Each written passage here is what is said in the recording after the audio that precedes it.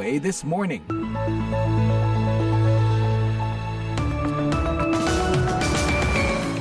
Dari ibu kota Amerika, Washington DC. Hey, apa kabar? Selamat pagi. VOA This Morning kembali hadir untuk Anda pagi ini, Kamis 5 September 2024. Tahukah Anda bahwa hari ini adalah International Day of Charity atau Hari Amal Internasional? Kita harus berterima kasih nih pada Hongaria karena ini adalah inisiatif masyarakat sipil di negara itu. Mereka hendak memperingati kematian Bunda Teresa. Nah, Hari Amal Internasional mulai dikenal di dunia pada 2012 setelah PBB menetapkannya sebagai Hari Libur Internasional. Sambil memikirkan amal apa yang bisa kalian beri atau lakukan hari ini, VOA This Morning menemani Anda pagi ini dan akan menyampaikan beragam laporan. Antara lain dari ajang Pilpres di Amerika, kedua capres Donald Trump dan Kamala Harris hari ini berkampanye dan mengusung isu ekonomi. Mereka juga bersiap untuk debat pekan depan. She just doesn't care about the American people. Building up the middle class will be a defining goal of my presidency. Sedangkan laporan dari Indonesia, Presiden Joko Widodo mengapresiasi seruan perdamaian Paus Fransiskus untuk Palestina. Sangat menghargai sikap Vatikan yang terus menyuarakan, menyerukan perdamaian di Palestina. Selain kedua laporan tersebut, kami akan menyampaikan pula laporan tentang upaya Amerika yang terus mendorong kesepakatan gencatan senjata guna mengakhiri segera konflik di Gaza. Saya Karina Amkas, kita buka yuk jendela VOA This Morning dengan berita dunia disampaikan Nur Hadi Sucahyo. Biro Penyelidik Georgia pada Rabu sore mengatakan sedikitnya 4 orang tewas dan 9 lainnya menderita luka tembak dalam insiden penembakan di SMA Apalachee di Winder, Georgia. Korban tewas ini mencakup 2 siswa dan 2 guru. Direktur Biro Penyelidik Georgia, Chris Hoshi, menjelaskan hal tersebut kepada wartawan. Additionally, what I want you to know as of now, there are 4 individuals who are deceased. Ada 4 korban meninggal dalam insiden ini. 9 dibawa ke rumah sakit dengan berbagai luka berbeda. Dari 4 yang meninggal itu, 2 siswa dan 2 guru di sekolah ini, kata Chris. Tersangka penembak adalah seorang siswa berusia 14 tahun yang akan didakwa melakukan pembunuhan dan diadili sebagai orang dewasa.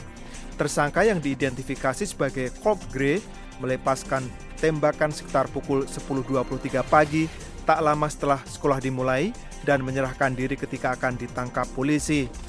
Video dari lokasi kejadian menunjukkan puluhan kendaraan aparat penegak hukum dan tim darurat mengelilingi sekolah di Barrow County yang terletak sekitar 80 km timur laut Atlanta. SMA Apalachee yang mulai beroperasi pada tahun 2000 itu memiliki sekitar 1.900 siswa. Dalam kunjungannya ke Indonesia pada Rabu 4 September, Paus Fransiskus berkomentar mengenai keputusan warga di banyak negara yang memilih hewan peliharaan daripada memiliki anak. Dia juga memuji warga Indonesia karena memiliki keluarga dengan jumlah anak cukup banyak.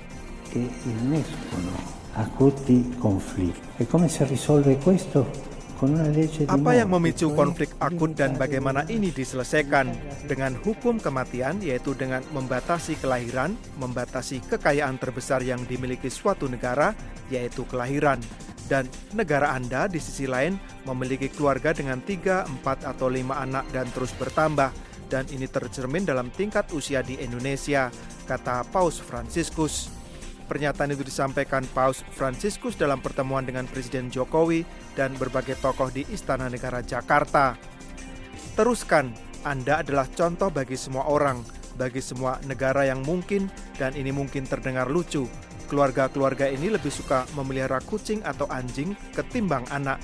Ini tidak benar bukan, kata Paus Fransiskus lagi sambil menengok ke arah Presiden Joko Widodo yang duduk di sebelahnya.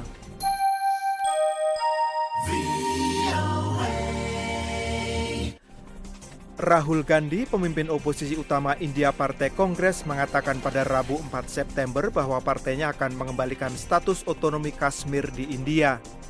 India akan mengadakan pemilu tingkat provinsi di wilayah Himalaya Jammu dan Kashmir mulai 18 September.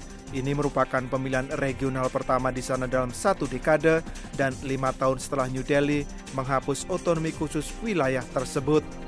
जब हम union territory को स्टेट बनाते हैं या हम स्टेट को बांटते हैं तो हम लोकतंत्र Kalau kita mengubah negara bagian menjadi wilayah persatuan atau wilayah federal, itu berarti kita merampas hak-hak seseorang.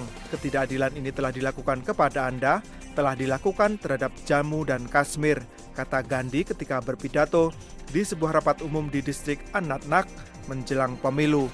Gandhi didampingi oleh pemimpin Partai Konferensi Nasional Regional Faruk Abdullah selama rapat umum tersebut. Pengiriman pertama hampir 100.000 doksin vaksin Mpox akan tiba di Republik Demokratik Kongo pada Kamis, kata Badan Pengawas Kesehatan Uni Afrika. Negara Afrika yang luas itu dengan sekitar 100 juta penduduk berada di epicentrum wabah Mpox dengan kasus dan kematian yang terus meningkat.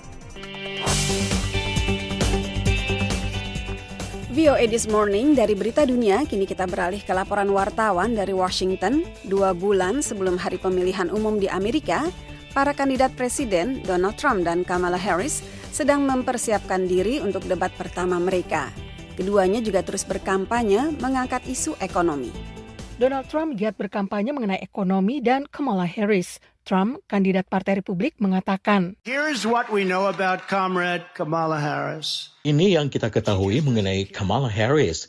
Ia tidak peduli mengenai rakyat Amerika, khususnya orang-orang yang bekerja keras atau warga kelas menengah Amerika. Ia benar-benar tidak memedulikan Anda. Kubu kampanye Harris mengatakan Trump-lah yang akan merugikan keluarga-keluarga kelas pekerja dengan pemotongan pajak untuk korporasi. Kata Harris, Building up the middle class will be a defining... Membangun kelas menengah akan menjadi tujuan utama kepresidenan saya. Ekonomi merupakan masalah utama bagi para pemilih dalam pemilu ini. Itu adalah masalah yang perlu segera diatasi oleh Harris, kata konsultan politik Hank Sheinkopf. Calon Wakil Presiden Trump, J.D. Vance, mengatakan, Think of all the powerful interests. Pikirkan semua kepentingan pihak-pihak yang berpengaruh, birokrasi yang rusak di negara ini, orang-orang yang menjadi kaya dengan mengalihkan pekerjaan Anda ke Tiongkok. Mereka menginginkan Kamala Harris. Satu-satunya cara untuk mengalahkan mereka dan satu-satunya cara untuk melawan adalah pada pemilu November ini. Calon Wakil Presiden Harris, Tim Walz, mengatakan, Donald Trump and J.D. Vance, they have something a little different in mind. Donald Trump dan J.D. Vance, mereka punya pikiran yang agak berbeda. Satu-satunya hal yang mereka ketahui tentang para pekerja adalah cara memanfaatkan mereka, cara untuk tidak membayar mereka. Setiap kali mereka mendapat kesempatan, mereka melancarkan perang terhadap para pekerja dan kemampuan untuk melakukan perundingan bersama. Dengan waktu 2 bulan lebih sedikit, ini adalah persaingan pemilu yang ketat. Sebagian besar jajak pendapat umum menunjukkan Harris unggul tipis atas Trump secara nasional. David Martinez, pemilih di Michigan, mendukung Trump. Katanya, He's true American patriot. Ia seorang patriot Amerika sejati. Saya pikir ia lebih banyak memikirkan orang-orang yang hidup di negara ini daripada ia memikirkan dirinya sendiri. Semua yang ia lakukan adalah berusaha menolong seseorang. Becca Ross, pemilih di Georgia, mendukung Harris. Ia mengatakan, It's 2024 and we need some fresh blood. Anda tahu, ini 2024. Kita perlu darah segar. Dan kita memerlukan masa depan yang lebih cerah. Sambil melanjutkan kampanye, Trump dan Harris akan menghabiskan sebagian besar pekan mendatang untuk mempersiapkan diri bagi debat pertama para kandidat presiden pada 10 September. Demikian laporan tim VOA, Utami Husin, Washington DC. Harapan akan terwujudnya perdamaian di Gaza semakin tipis, sementara konflik di sana berlanjut dan sudah berlangsung hampir 1 tahun. Baru-baru ini, masyarakat marah atas tewasnya Sandera dan khawatir akan menyebarnya polio. Di tengah semua itu, negosiasi yang rumit terus berlangsung dipimpin Amerika. Setelah berminggu-minggu penderitaan, muncul secercah harapan dari Gaza. Gerakan vaksinasi polio selama 2 hari yang dipimpin PBB telah menjangkau 25% anak yang rentan di daerah kantong itu. Namun, menurut pejabat-pejabat kemanusiaan, jeda kemanusiaan ini tidak cukup. Dr. Rick Peppercorn adalah perwakilan Organisasi Kesehatan Dunia untuk wilayah Palestina yang diduduki Israel. I think to make a real movement, a real progress on all of that, you need, of course, a ceasefire, and you need to have a start in. Menurut saya, supaya gerakan tersebut nyata atau mendapatkan kemajuan yang nyata, tentu saja kita membutuhkan gencatan senjata, dan kita perlu memulai proses perdamaian yang tepat dan bergerak maju. Justru di situ masalahnya. Sementara konflik berlangsung hampir 1 tahun, tidak ada tanda-tanda perdamaian, dan kemarahan berkobar. Kemarahan itu dirasakan semua pihak. Pengunjuk rasa Israel marah karena mereka menilai pemerintah gagal menyelamatkan 6 sandera sebelum Hamas membunuh mereka. Pengunjuk rasa juga menilai pemerintah tidak berbuat cukup untuk membantu sandera yang tersisa. Warga Palestina marah karena kekerasan berlanjut, padahal Gaza telah hancur. Di pihak lain, Presiden Amerika Joe Biden juga tampak kesal. Ia telah menghabiskan waktu berminggu-minggu mengarahkan negosiasi untuk mengakhiri konflik. Gedung Putih mengatakan bahwa mereka berharap akan segera mencapai kesepakatan. Tetapi Biden baru-baru ini mengisyaratkan adanya hambatan. And if you think it's time for Prime Minister Netanyahu to do more on this issue, do you think he's doing enough? No. Seorang wartawan bertanya, apakah sudah waktunya bagi Perdana Menteri Benjamin Netanyahu untuk berbuat lebih banyak dalam masalah ini? Apakah menurut Biden, Netanyahu sudah berbuat cukup? Tidak, cetus Biden. Di Gedung Putih, Selasa, pejabat pemerintah mengatakan mereka masih bekerja dengan berbagai pihak di Mesir dan Qatar untuk mencapai kesepakatan. John Kirby, penasihat Dewan Keamanan Nasional untuk Komunikasi Strategis, mengatakan kesepakatan itu memiliki 3 elemen. Namun, ia menolak merinci rencana Amerika. We're working on a proposal that will secure the release of the remaining hostages. Kami sedang mengupayakan proposal yang akan membebaskan sandera yang tersisa. Proposal ini akan mencakup bantuan besar-besaran dan segera bagi rakyat Gaza dan diakhirinya perang. Kalangan analis berpendapat semua pihak bersikap keras kepala. Hamas khawatir kesepakatan akan menepiskan statusnya di wilayah Palestina itu, dan Israel berusaha mempertahankan kendali atas bagian-bagian wilayah Gaza. Namun, ada pemain lain dalam drama ini yang akan kalah jika kesepakatan itu gagal, yaitu Amerika.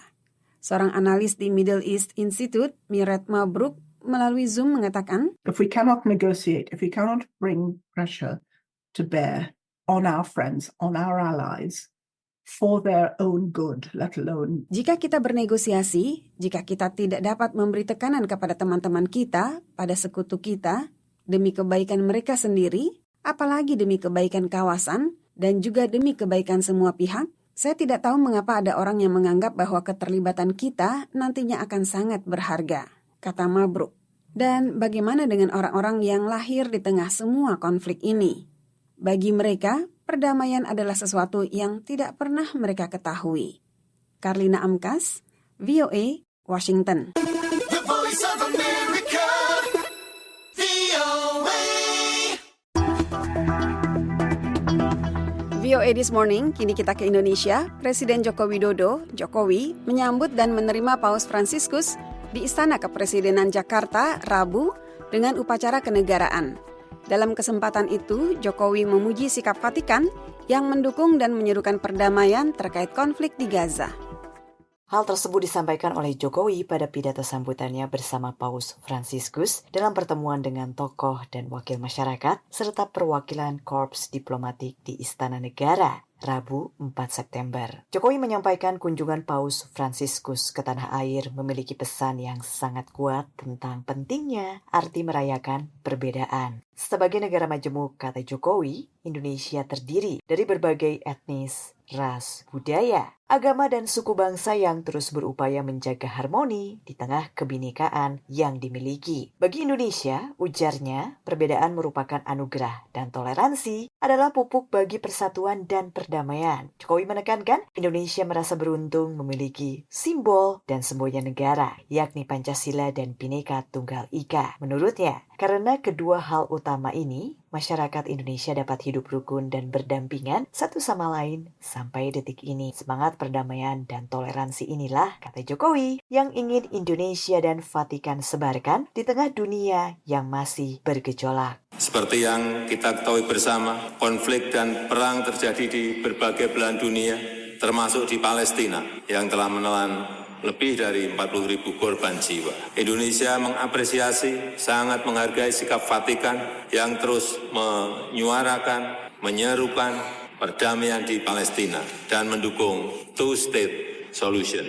Karena perang tidak akan menguntungkan siapapun. Perang hanya akan membawa penderitaan dan kesengsaraan masyarakat kecil. Dalam kesempatan yang sama, Paus Fransiskus mendoakan agar Indonesia senantiasa diliputi oleh perdamaian. Paus Fransiskus dalam sambutannya juga memuji semboyan negara Bhinneka Tunggal Ika. Menurutnya, semboyan itu adalah mengungkapkan realitas yang beraneka sisi dari berbagai orang yang disatukan teguh dalam satu bangsa. Semboyan ini juga memperlihatkan bahwa sebagaimana keanekaragaman hayati yang ada dalam negara kepulauan ini adalah sumber kekayaan dan keindahan, demikian pula perbedaan-perbedaan Anda secara khusus berkontribusi bagi pembentukan mosaik yang sangat besar, yang mana masing-masing keramiknya adalah unsur tak tergantikan dalam menciptakan karya besar yang otentik dan berharga. Dalam pidatonya kali ini, Paus juga sempat menyinggung orang yang berkecimpung dalam dunia politik untuk senantiasa menggunakan kekuatannya dalam mewujudkan kehidupan yang lebih baik bagi seluruh umat manusia. Paus menilai begitu banyak tantangan dalam upaya mewujudkan perdamaian di dunia ini. Ia mencontohkan munculnya konflik kekerasan di berbagai daerah yang menurutnya sebagai akibat dari kurangnya sikap saling menghargai dan keinginan untuk memaksakan kepentingan sendiri. Dari Jakarta, Gita Intan melaporkan untuk VOA Washington.